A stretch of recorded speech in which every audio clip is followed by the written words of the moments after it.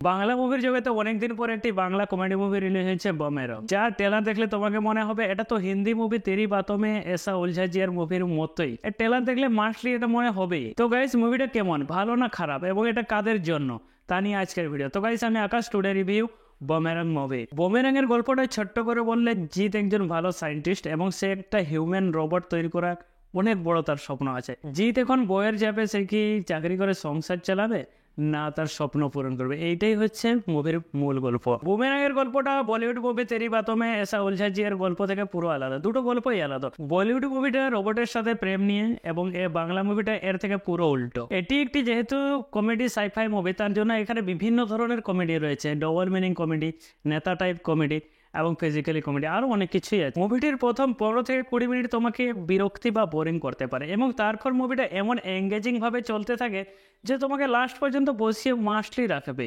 মুভিটাতে কমেডির দিকে যেমন তোমাকে হাসাতে পারবে, তেমন ইমোশনালের দিক থেকে তেমন কাঁদাতে পারবে না। বুমেরাং এর লিড অ্যাক্টরস হিসেবে দেখতে পাবে জিৎ এবং রুকমণিকে।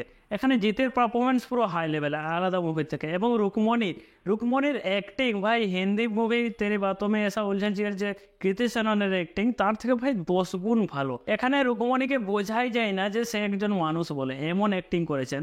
একটা রোবটের সিন আছে যেখানে সে হামাগুড়ি দিয়ে হাঁটে, ওইখানে তো একদমই বুঝতে পারবে না সে মানুষ বলে। মুভির মধ্যে একটি সুপার বাইক দেখানো হয়েছে। বাইকটা খেলনা টাইপের হলেও কম বাজেটের মুভিতে এই বাইকটা যথেষ্ট ভালোই বলা যায়। বুমেরাং এর বাজেটটা সোনাসনি যেটা 8 কোটি টাকা, এবং হিন্দি মুভি তেরি বাতোं में ऐसा उलझा जिया যার সাথে অনেকেই বলছে এটা কপি করা, সেই মুভিটা হচ্ছে 75 কোটি টাকা।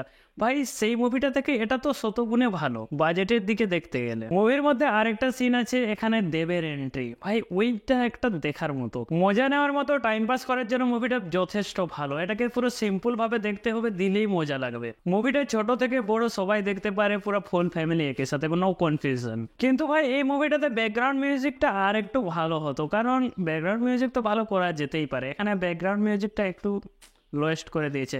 এবং এই মুভিতে ভিএফএক্স এর কথা না বলাই ভালো ভাই, এই 8 কোটি টাকার মুভিতে ভিএফএক্স এর কথা কি আর বলবে। তো গাইস, মুভিটা যে টাকায় তৈরি হয়েছে অনেক অনেক ভালো, তুমি গিয়ে দেখতে পারো। আমাকে তো খুব দারুণ লাগলো। তো গাইস, আমার এই ভিডিও কেমন লেগেছে, যদি ভালো লেগে থাকে ভাই লাইক করে দাও, নতুন হলে সাবস্ক্রাইব করে দাও। তো গাইস চলো, আজকের মতো bye bye, tata, next time দেখা হবে, ওকে।